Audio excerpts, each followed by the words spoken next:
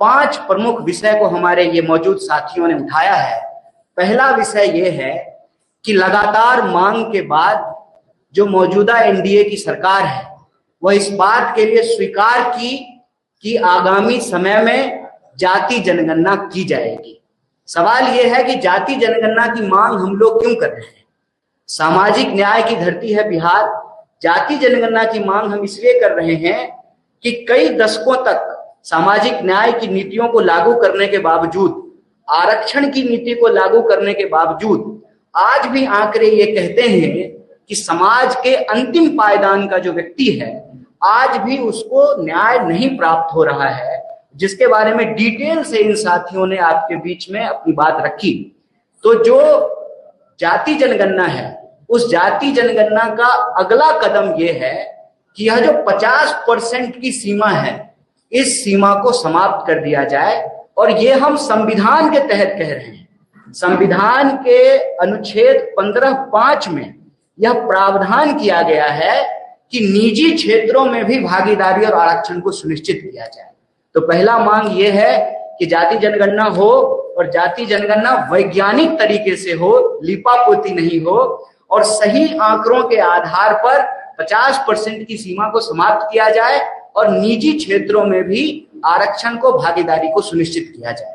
दूसरा सवाल यह है कि बिहार में अगर आप शिक्षा व्यवस्था को देखेंगे, शिक्षा की हालत यह है कि 3 साल की डिग्री 3 साल में नहीं मिलती है।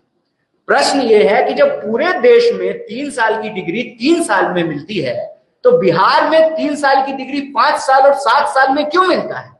वो बिहार जहां पर नालंदा विश्वविद्यालय रहा, वो बिहार जहां पर विक्रमशिला विश्वविद्यालय रहा, वो बिहार जहां पर आजादी से पहले पटना विश्वविद्यालय की स्थापना हुई, जिसको ज्ञान और मोक्ष की भूमि कही जाती है, आप बिहार में किसी भी धर्म का इतिहास उठा करके देख लीजिए, उसका इतिहास बिहार से जुड़ा हुआ है।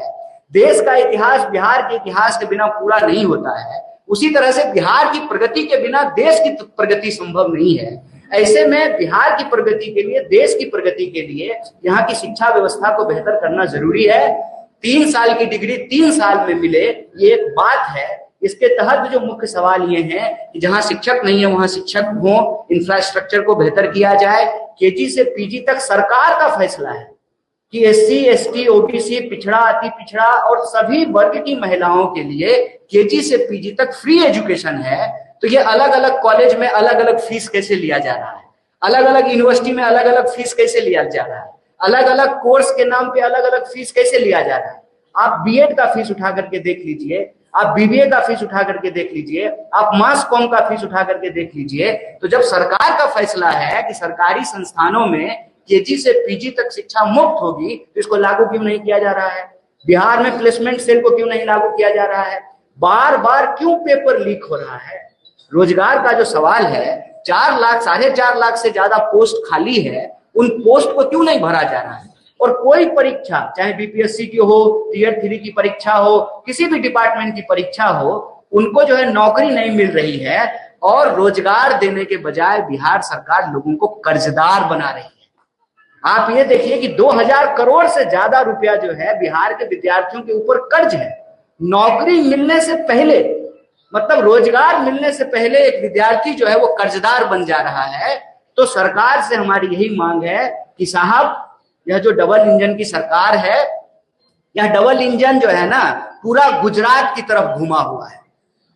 रोजगारों उधरे जा रहा है, नौकरियों उधरे जाएगा, बुलेट ट्रेन भी वहीं बनेगा, सारा डेवलपमेंट वहीं होगा।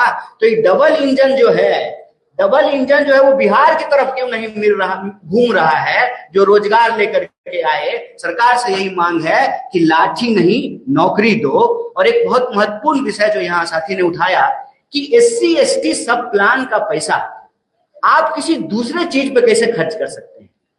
आप जब भी सरकार के किसी नुमाइंदे से पूछेंगे कि यह जो मौजूदा डबल इंजन की सरकार है इसने क्या किया है, तो मुंह छूटते ही सबसे पहले वो कहेंगे हमने पुल बनाया, हमने सड़कें बनाई है। आप पुल बनाए हैं, सड़कें बनाए हैं, हालांकि ये अलग बात है कि यहाँ पे जो है पुल चोरी भी हो जा रहा है। जहां नदी नहीं है वहां भी खेत में पुल बन जा रहा है। सवाल यह है कि आप SC ST सब प्लान का पैसा दूसरे मद में, दूसरे हेड में कैसे खर्च कर सकते हैं।